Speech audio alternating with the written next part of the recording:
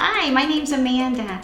I work here at Stewart's Caring Place and we are preparing for our annual Hope Walk Takes a Hike. In doing so, we are going to make tie-dyed shirts. Today I'm going to show you two different styles or techniques to use when you tie-dye.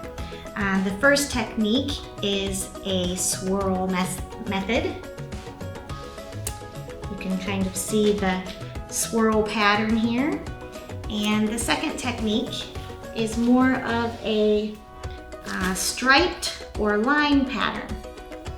All right, so before we get started, I'd like to show you just the basic supplies that you need. In your kit, you'll have a tie-dye guide. You'll have a pair of gloves, some rubber bands, and tulip tie-dye. There's also a little Ziploc bag for you to put your tie-dye shirt in so that the ink will set. Taking your Hope Walk Takes a Hike t-shirt, we are going to use this to make a tie-dyed swirl. And it's a real simple process. Tie-dye is not difficult at all. And I just want to preface that even if you don't use any technique, it's going to look beautiful because you just can't mess up tie-dye. It's a wonderful way to just be creative. And also, if you're doing this as a family, or if you decide to get together with some friends and do the tie-dye together, you can use different inks and mix up your colors on the shirt. But for today's example, I'm just going to use one color for each shirt. So, first thing we're going to do to make the swirl pattern is you're going to pinch the middle of your shirt, pull it up a little bit, and then twist.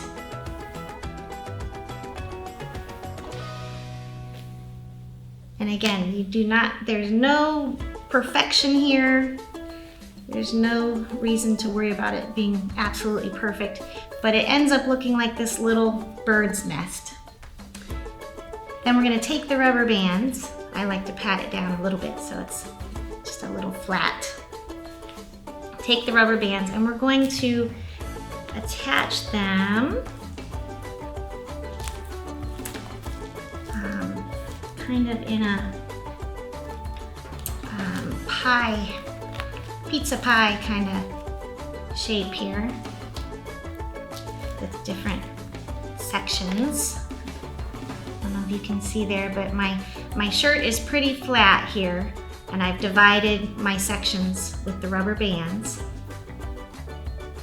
And next, I'm going to use my dye and I'm going to color every other section. All right, so let's go ahead and give this a try. First of all, you'll want to shake your dye to get the powder mixed up. And as you can see, I did not put my lid on.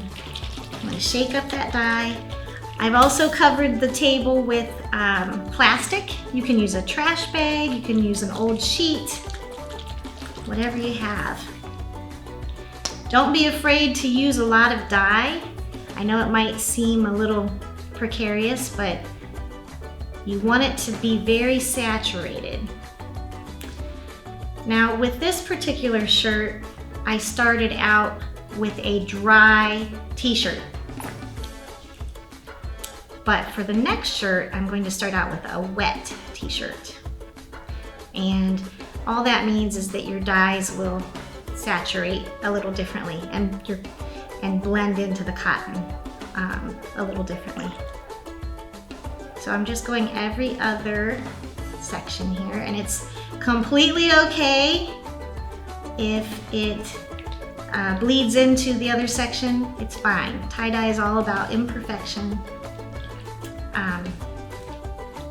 If you've got dye on the table here, that's okay, because we also have to focus on the opposite side. So you want to turn that over and do the same thing on the opposite side. Also, you'll notice that I'm not wearing gloves. And It's because I choose not to, but it will stain your hands just momentarily. It comes off with soap.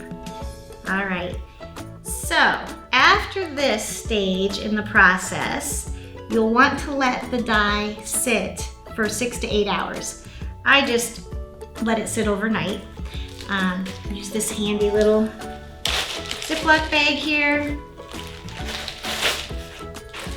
and let it rest overnight.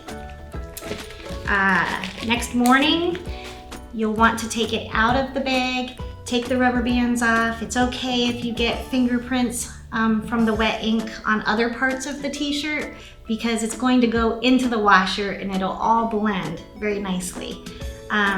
You can put it on cold or warm wash and then immediately you can go into the dryer and the dye will set. So next time you wash your tie-dye shirt, there will be no bleeding and no fading. And that is our first example. Now we'll go on to the next. All right, here we go. We're on to our next tie-dye t-shirt, and we are going to make a striped pattern, and I'm going to show you how to make that technique. As you can see, I'm wearing my gloves this time. I've kept my cap on my bottle. Gonna give it a little shake here. Again, I'm just using one color of ink, but if you have other colors that you're sharing with family members or friends, feel free to use as many as possible. All right, so with the striped technique, we are going to fold the t-shirt like a fan in small vertical increments. So I'm going to fold this over, pick it up, fold it over again, pick it up, fold it over again, and then pick this part up, fold over, and so on and so forth. So as you can see, I'm not flipping it over to fold it, I'm just picking it up and taking the cotton underneath here.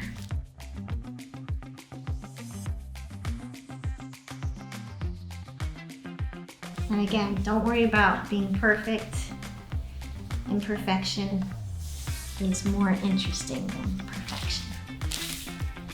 All right, once you have your shirt folded, you're gonna take your rubber bands and you can just do some little ties here in as many increments as you want. I'm just gonna work my way up and make like 3-inch segments here. And again, these do not need to be super tight. It's okay, the ink's gonna go under some of the rubber bands and that's fine.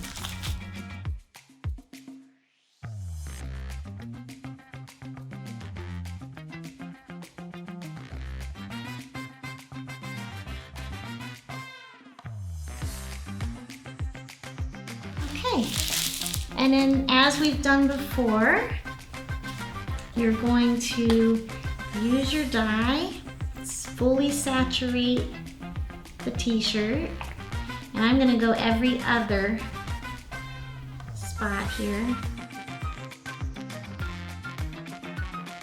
And it's okay, I think you may notice I got a little bit of dye on my fingers and I touched the shirt, and that's quite okay. Again, if you want to turn it over, make sure the other side is saturated.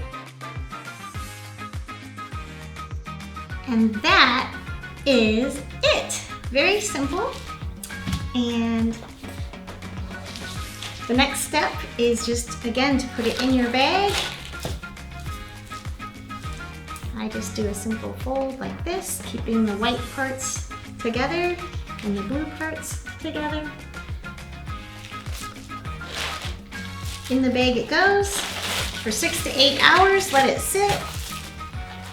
After which, throw it into the washing machine on cold or warm, dry it, and your tie-dye shirt will be set.